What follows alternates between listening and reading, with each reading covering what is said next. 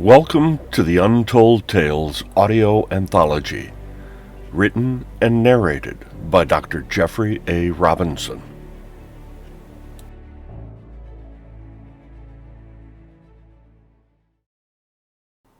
The Darkening Deep.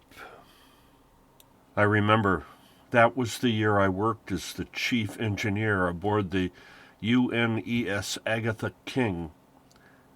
That particular ship was the largest in the UN's fleet of ecological ships.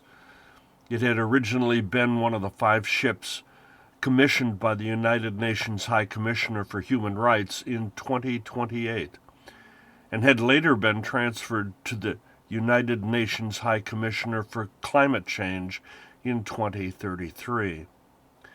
There were 3 such ships stationed in the Pacific and 2 in the Atlantic, but they all had the same mission: to clean up the oceans by removing floating plastic waste dumped by countries all over the world.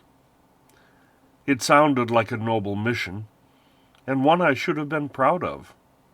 The truth, however, was that I was the lead engineer on the world's largest garbage scow. The Agatha King was large even by modern standards, and it was a giant floating city, though we only maintained a crew of 115 souls. Of course, we had a standard complement of sailors, mechanics, engineers, technicians, welders, and oilers, along with a team of scientists, oceanographers, ecologists, climatologists, and marine biologists.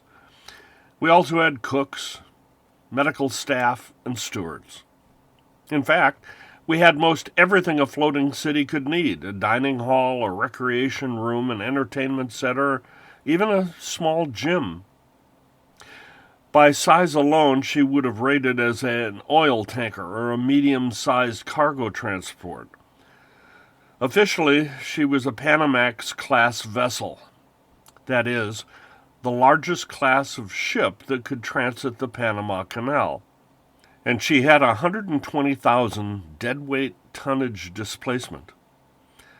However, instead of hauling cargo, most of the interior of the ship was taken up by 4 large material processing lines that stretched more than half the length of the vessel. Our mission, after all, was to process garbage in the Eastern Pacific Gyre, also known as the Great Pacific Garbage Patch. It was the largest collection of ocean-borne garbage in the world, and spanned an area larger than the state of Texas. An ocean gyre is a large system of circular ocean currents formed by global wind patterns and forces created by the Earth's rotation. There were 5 major gyres around the world, and they drew in and held what ecologists called a soup of concentrated marine debris. From our location, floating garbage stretched from one horizon to the other. Like the rest of the crew, I had signed a 1-year contract. Together, we worked at sea for 6 months and then returned to port for a month to restock and resupply, before returning to sea for the rest of the year. This was my second tour, and we were in the second half of that rotation. That morning had become as a normal one. Our job, gathering and processing the floating garbage that surrounded us, kept us busy. We worked 2 8-hour shifts and rested the third before starting again the next morning. The bow of the ship opened to a ramp that funneled plastic debris onto conveyor belts that led to large compactors. These were comparable to the huge machines that crush old automobiles in junkyards. They were designed to compress the plastic and flotsam into blocks about 3.5 feet high, 2 feet wide, and 3 to 5 feet long. Each typically weighed 2 to 3 tons. The blocks were then heated and melted into lumps of plastic that were usually dense enough to sink to the ocean bottom. If they weren't, we added 100-pound weights until they would. Then we'd just dump the blocks into the ocean where they'd descend to the bottom, out of sight, and be forgotten. If nothing went wrong, the 4 plastic disposal lines could process 1,000 tons of plastic a day.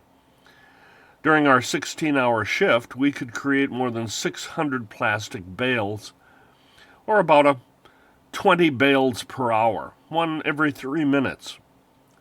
At that rate, we'd get rid of 3 million tons of garbage each year. While that sounded like a lot, it was important to note that 14 million tons of plastic were added to the oceans each year by the United States alone.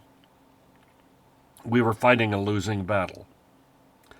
The problem with this job was that something was always going wrong, and we were lucky if we could have 3 of the 4 processing lines running at any given time. "Chief," shouted the bosun as he hurried over to me, "we've got a Gordian knot on line 4. Damn, I thought to myself, that's the 3rd one this week. While our primary objective was to reclaim floating plastic, the main problem we had were nets, fishing nets. Mixed up amongst all the floating plastic and debris were very large fishing nets. Prior to the 1960s, there was no limit how large fishing nets could be. Some commercially produced nets were as long as 50 kilometers in length. That's 31 miles. In 1987, the U.S. enacted the Drift Net Impact Monitoring, Assessment, and Control Act that limited the length of nets used in American waters to about 1.5 nautical miles. But those limitations only applied to U.S. waters. In international waters, there were no such rules. It's like the Wild West out there, I thought. Everyone is outside the law. Though we were told our mission was to eliminate plastic in the ocean, I thought the real reason we were deployed was to gather up these stray nets. After all, they were serious navigation hazards and could foul the propellers of even the largest ships. The nets caused significant financial losses to shipping, and money speaks louder than the politics of climate change. I figured cleaning up the garbage was just a secondary mission for us. My current problem was that this new Gordian knot, that's what we call a tangle of webs, often 50 to 100 yards across, that had over the years rolled up and tied themselves into a huge lump that was too large for our processing lines. The largest were twisted so tight that you could literally walk across them like they were small islands. When we encountered one, we had to send out teams of cutters in small boats to slice up the snarled nets and cut the knot into pieces that could be hauled in and handled by our disposal lines. The teams used acetylene torches and portable laser cutters to slice the knots into small chunks. Nevertheless, this slowed down the processing of at least one of the production lines until the knot could be reduced. By the time I arrived, my second engineer, Jose, had already assigned men to the task. I nodded to him to affirm my approval of his quick action and watched from my position on the upper catwalk. Like I said, problems like this were normal fare. For the most part, what we did was drudge work, hard, but not particularly dangerous, unless you were clumsy enough to fall into one of the compactors. Everyone grumbled, but the job promised steady pay, 3 square meals a day, and you even got retirement benefits and medical insurance for yourself and your family back home. The crew was professional and largely consisted of people with a background in the navies of different UN signatory countries. For the most part, The crew was fairly light-hearted, though there were always some hard-asses like Morin Scott, the chief steward.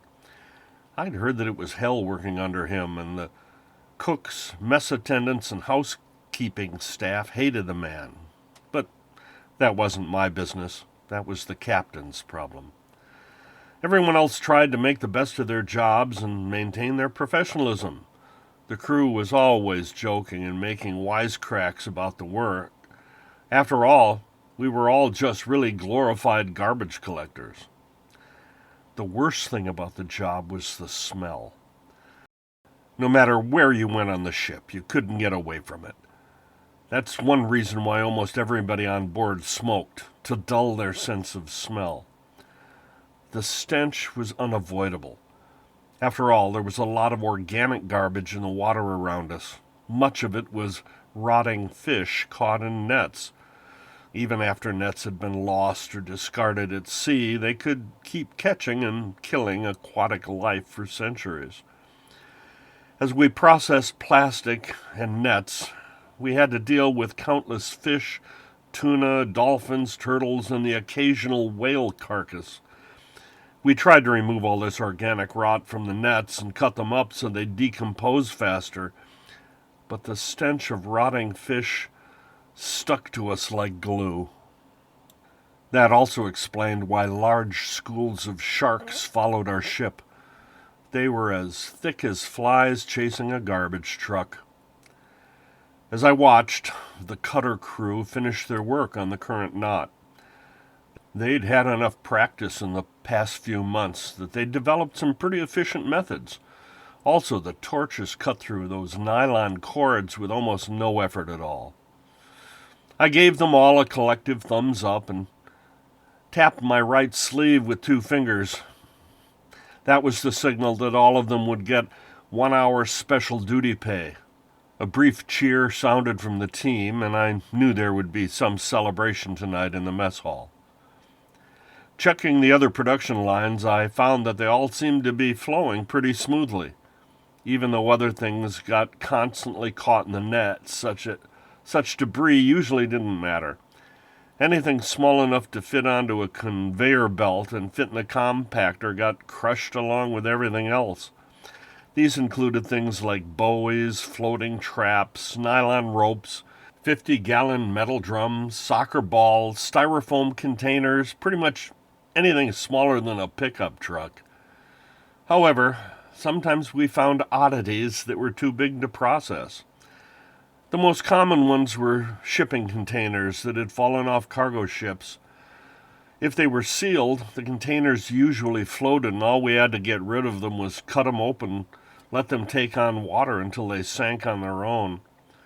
Some crew members always wanted to inspect the containers to see if there was anything valuable inside, but that took time and usually proved worthless. Besides, we didn't have room to carry additional cargo, since that wasn't our mission, so the captain forbid it as a general practice.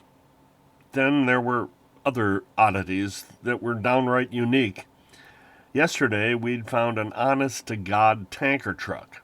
Not the cab of the truck, just the tank. We exercised extra caution because we worried there might be petrol, liquefied natural gas, or something toxic inside. But it turned out to be empty. How it had gotten lost at sea was anyone's guess. Once again, all we did was cut a hole in it and let her sink. As I watched the processing lines below me, the bosun came up and tapped me on my shoulder. I turned my attention to him. He looked worried. Chief, I hate to keep bringing you bad news, but the intake team has found a new freak, and they're hauling it in now." I sighed loudly. This was turning out to be one of those difficult days. A freak was a truly unique oddity, something we'd never seen before. The last freak we'd found had been a large metal tank. While it floated, it was half filled with some sort of liquid. We pulled it on board to investigate, but immediately regretted doing so. All it contained was human waste, at least 3 or 4 tons of sewage. It had probably been dumped overboard by a cargo or cruise ship. The captain ordered us to cut it open so that we could drop it to the ocean floor, but the smell was so bad that the crew fled below decks, and welders had to wear scuba gear just to finish their work. The smell from the spilled sewage lasted for days. Nothing seemed to get rid of it, no matter how many times we washed out the cargo bay with seawater. As I hurried to the intake ramp, I wondered what this freak was. God, I thought, I hope it's not another sewage tank. At the bow of the ship, I found Eric Clausen, the Danish oiler who oversaw the welders. "What have we got, Eric?" I asked. "Not sure yet, boss. But it's Forbinet Marklik. Damned weird." "What's so odd about it?" I asked. "Well, I've never seen anything like it. We found a heavy cable tangled in a net and vinched it on board. The cable was attached to a large floater that we've hooked and are lifting up to the cargo deck now, but it's like nothing I've ever seen before." Walking over to the starboard side of the ship, I looked down at the object being lifted out of the water. It was a large metal sphere, more than 10 feet across. While heavily encrusted with barnacles, it looked as if it had been made of black iron. "My God," I said, "it's a bathysphere." "What's that?" he said. "It's old technology, Eric. Obsolete by modern standards. I don't think they've been used since the 1970s. Bathyspheres were early vessels that allowed people to descend into the ocean deeps. They were suspended by cables that were sometimes several miles long. The diving bells were made of cast iron that protected people inside from the great pressure far below. Scientists would ride down to explore what they could find there." Eric grunted. "If that thing is made of iron, why doesn't it sink?" "Well," I explained, "it was designed to displace just a little more water than its weight, so that it'd float. In fact, you had to attach heavy weights to it to get it to sink. In theory, if there was trouble, the people inside could drop the weights and automatically return to the surface." "Doesn't sound very safe," muttered Eric. They weren't. Bathyspheres were fairly common after World War II, but they were dangerous. The cables supporting them could break, seals could rupture. Several were lost, people died. Nowadays, we use carbon fiber composites instead of iron. They're stronger and safer. A loud, grinding rumble sounded as the ship's crane turned till the black sphere was suspended over the deck. Then it gently lowered the diving bell. Its surface was rusty and encrusted with a thick layer of barnacles. "If I'm right," I said, "this thing's likely several decades old." "What you want us to do, sir?" "For the time being, just chisel away at its crust and see if you can find any markings on it. Don't try to open it up." "Yes, sir," said Eric, who turned and hurried to assign some of his people to the task. I watched, curious about what this might be. After about 20 minutes, Eric came up to me and said, "Sir, we found markings on the hull."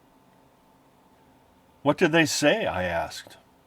"Well, they're very hard to read, but I think there are letters that spell out the words R.V. Beramont." "Keep looking," I said. "Maybe you'll find more." Then I sent the bosun up to the bridge to ask the navigator to look up that ship's listing and find out what he could about any ship named the Beramont. It didn't take long. Even at sea, we could tap into orbiting satellites and access the internet. Anyway, the bosun returned with a piece of paper the navigator had printed out. Reading the paper, I explained to the work team what we'd found. The research vessel Barramont was commissioned in 1951 and was lost with all hands in 1985. It had a crew of 75 and had carried 2 bathyspheres.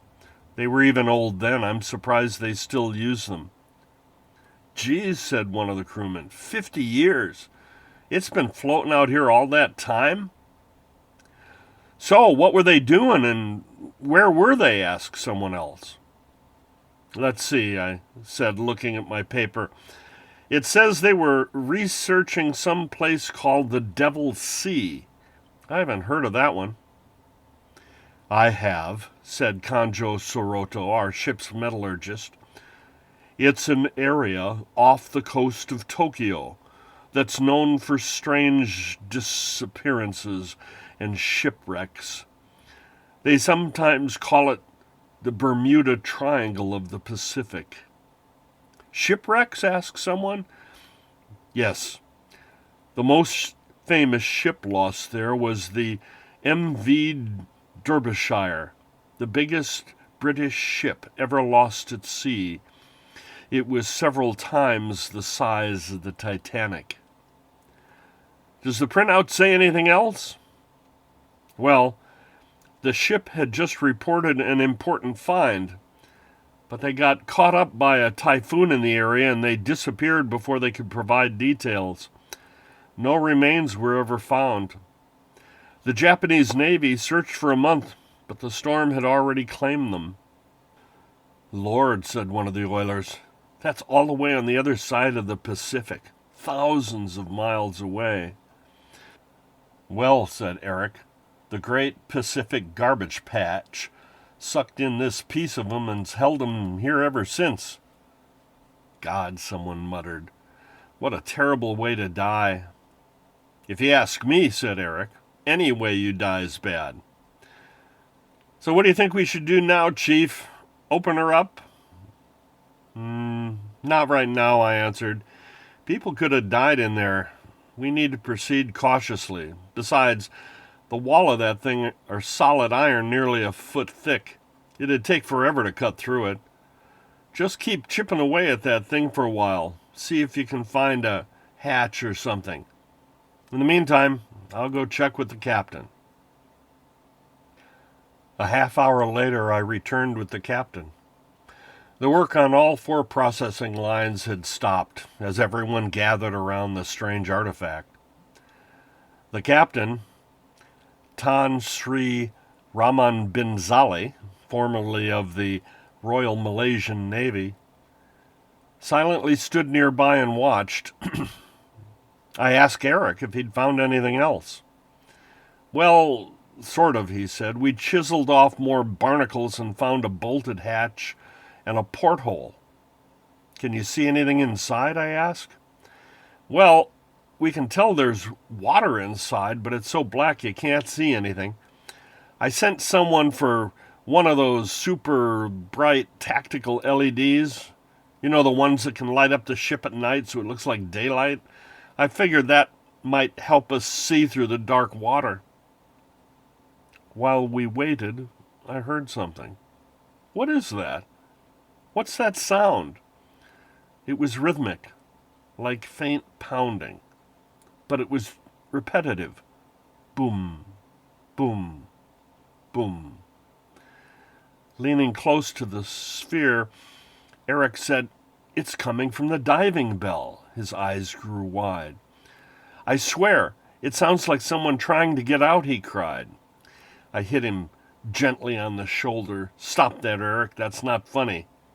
This isn't time to make that kind of joke. It's disrespectful. Remember, people might have died in that thing." Finally, the special light arrived. "Come on," someone said. "Turn it on. Let's see what's inside." Eric took the lamp and held it to the portal. "Dear God, something's moving around in there." "What? I told you to knock that stuff off, Eric." "No, I'm not kidding, sir. I swear, look for yourself. It looks like something thrashing around in there." "For God's sake," I muttered, "it's probably just a rope or something." "So what would make it move like that?" I don't know, I said. Could be a change in pressure inside, something outgassing, causing movement. We shook it up pretty badly, lifting it on board with the crane.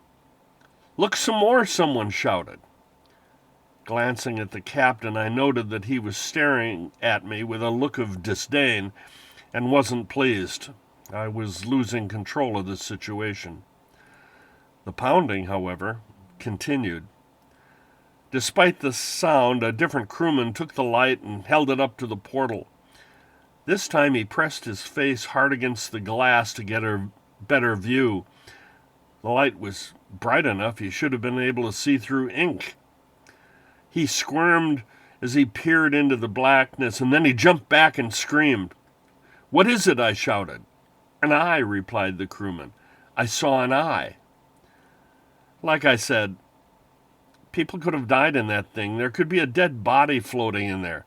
"No," insisted the crewman. "I swear it was an eye. It looked at me and blinked. It saw me, and it wasn't human." Snatching the light from his hands, I said, "For God's sake, you probably just saw a reflection of your own face." "The fuck I did," he replied. "What did you say?" I said, "The fuck I did, sir." At this point, I realized the pounding had stopped, but it had been replaced by a deep, low hum, almost like a growl. "Christ," I muttered. "I'll take a look myself." Taking the light, I peered into the black inside the large iron sphere. For a moment, I saw something move, but couldn't tell what it was. Then, as I strained to see inside, suddenly something pressed up against the glass. I jumped back and fell, dropping the LED onto the deck, where it bounced and fell into the water of the cargo bay. "Fuck," shouted Jose. "Someone grab that light." "What'd you see?" demanded Eric. I tried to answer, but I couldn't breathe for a moment. My heart was beating so fast I couldn't catch my breath.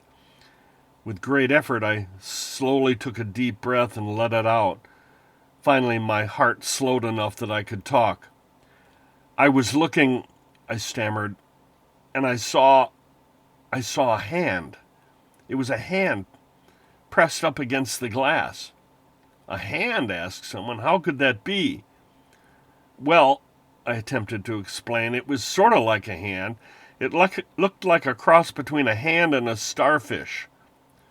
"Maybe it was a starfish," suggested someone nearby. "No," I insisted. "It was a hand."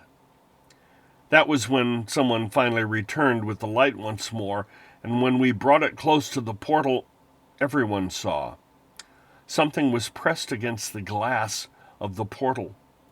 It was splayed open like a hand with 5 fingers, but the palm and fingers were covered with thousands of tiny suckers, like the inside of a starfish. Then the fingers moved. The hand opened and closed and clawed twice at the glass, and then it disappeared. "Something's alive in there," muttered Eric. "That's impossible," I replied. "That thing's been sealed for 5 decades. Nothing inside could still be alive. It would have run out of oxygen long ago."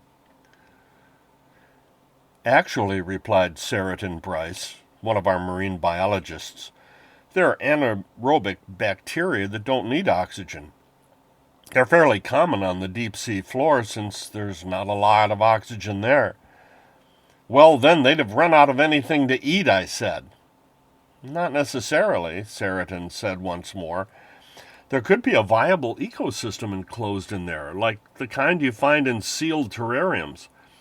And then there are also some life forms that feed directly off energy from undersea volcanic vents." "It's not bacteria that I'm worried about," shouted Eric, pointing at the sphere. "It's whatever the fook that is."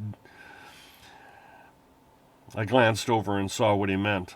The deep pounding inside the sphere had resumed, and now the diving bell was rocking back and forth as if something inside was thrashing around. I started to say something, but stopped, pointing at what looked like white mold that was forming around the portal. "What the hell is that?" I asked. Someone reached out and touched it, yanking their hand back quickly. "It's ice," he exclaimed. "The water on its surface is freezing. It's freaking cold." As we watched, the ice grew and thickened on the surface of the sphere. As rapidly as water from the humid air condensed on it, it froze. I didn't know what to say. I was as mystified as everyone around me.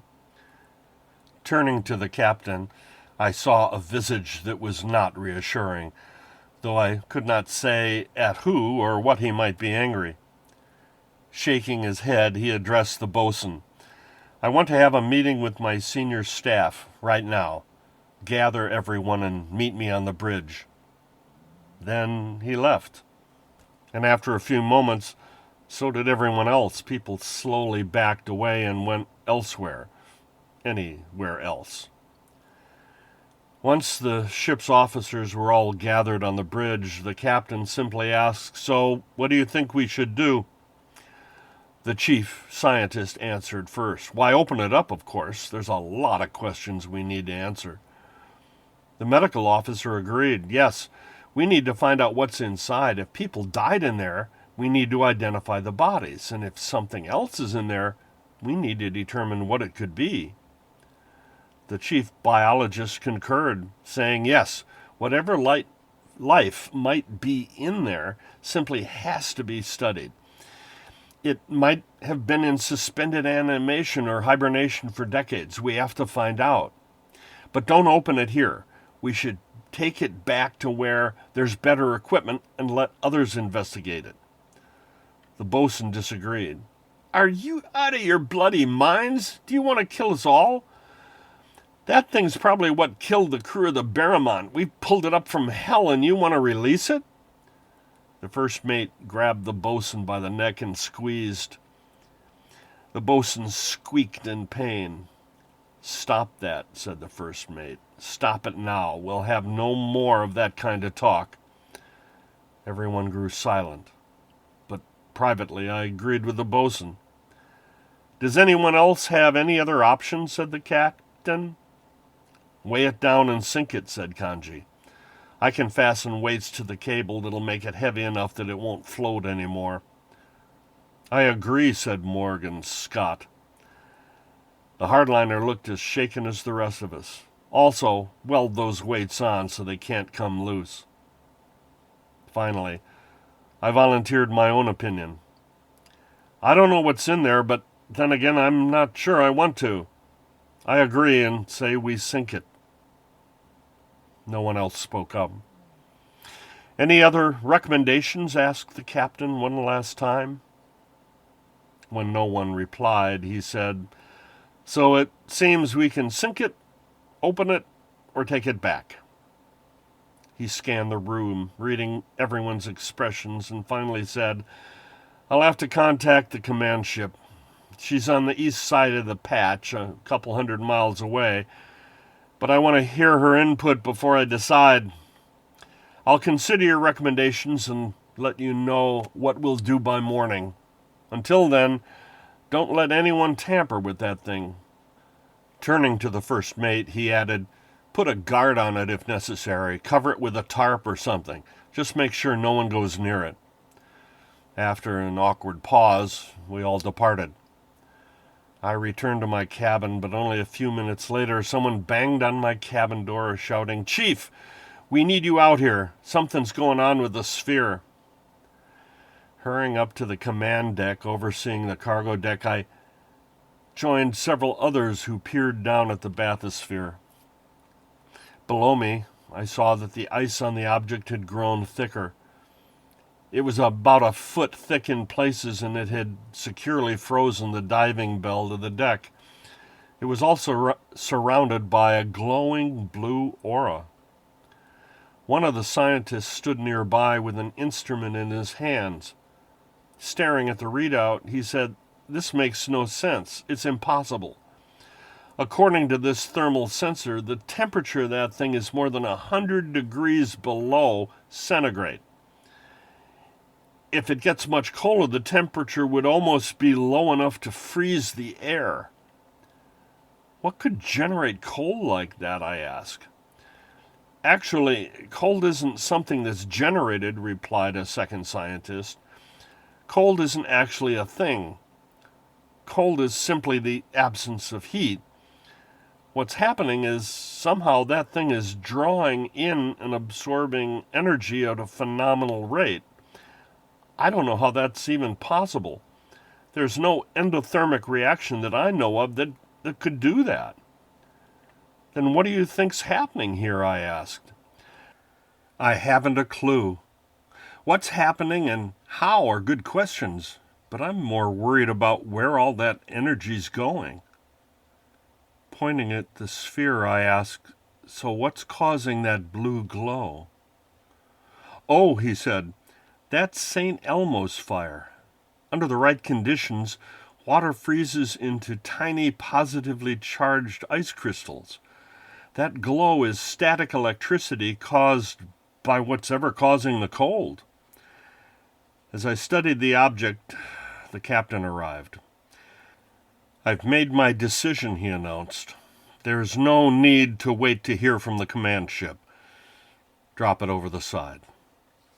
Waving to Eric, I shouted and instructed him to have the crane lifted up over the side and drop it. Unfortunately, the sphere was firmly attached to the deck. I therefore had him assign his welders to cut away the ice that held it in place. They complied, using the handheld lasers and acetylene torches to melt as much as they could. As they worked, I asked the captain why he'd decided to go against the recommendations of the scientists to keep or study the bathysphere. He explained that while we'd all been in our meeting, the communication officer had managed to contact someone with specific knowledge about what happened to the RV Barramont. The individual was an old retired crewman from one of the rescue vessels that had searched for the ship. Despite stories that nothing had ever been found, it seems they actually had discovered the wrecked ship. He then explained what had really happened more than 50 years before. At the time, the man had been quite young, and the trip had been his first at sea. According to him, the research vessel had been found drifting, with no crew in sight. Then he told how 2 5-man teams of rescuers had been lost, searching for survivors on board. After the men had vanished, their captain decided to scuttle the ghost ship and sink it. The old man wouldn't give more details except to say that there was something dead on that ship, something that was somehow still alive. Then he confessed that everyone on the ship had agreed to lie about the Barramont and claimed they'd never found it. They also never revealed the truth about the 10 men from their own vessel who had disappeared. Eric's oilers continued working to free the sphere from the ice, but one man made a mistake of getting too close to the object, and a wisp of cold air sent him screaming in pain as his hand and most of his arm almost instantly froze. The grim story made me worry about what legacy that ship had left behind. It took more than 15 minutes for my crew to cut away the ice from the ancient diving bell so that the ship's crane could finally lift the bathysphere off the deck. The crane then pivoted until the sphere was suspended over the water. But before the crane operator could drop it, bolts of electricity erupted from the sphere. Extinct arcs of lightning struck the cab of the crane and it lost power.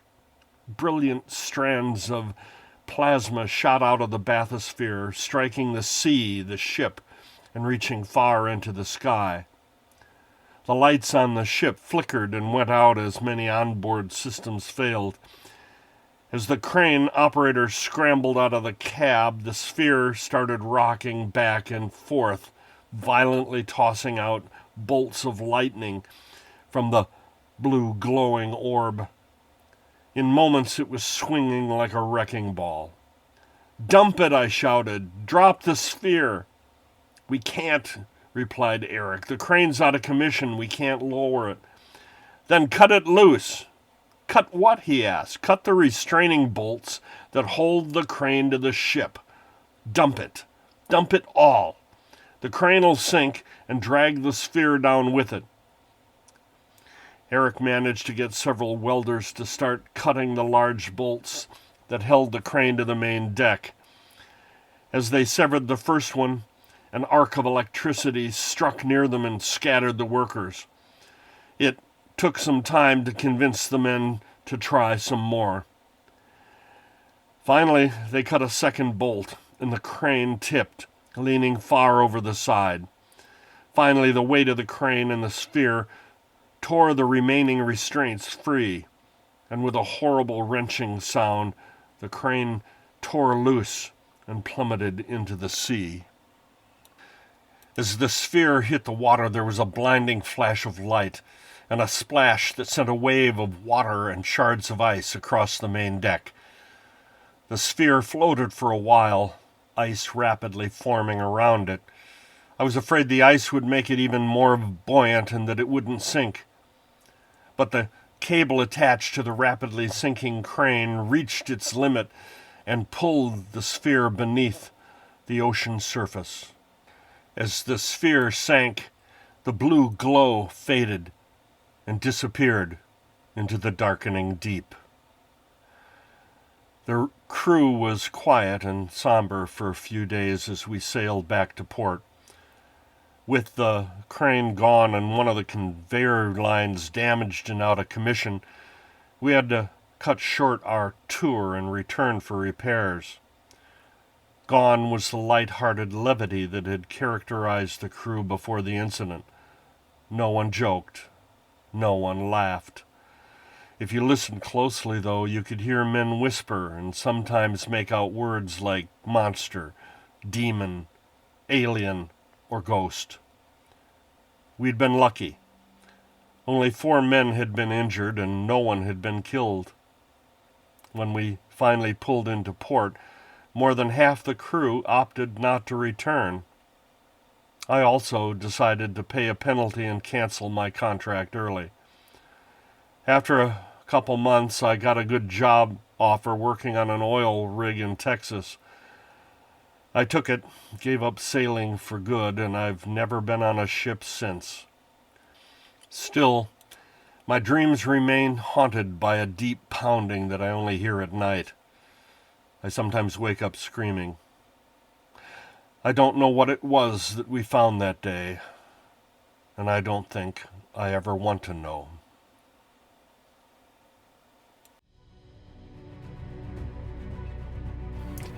Thank you for listening.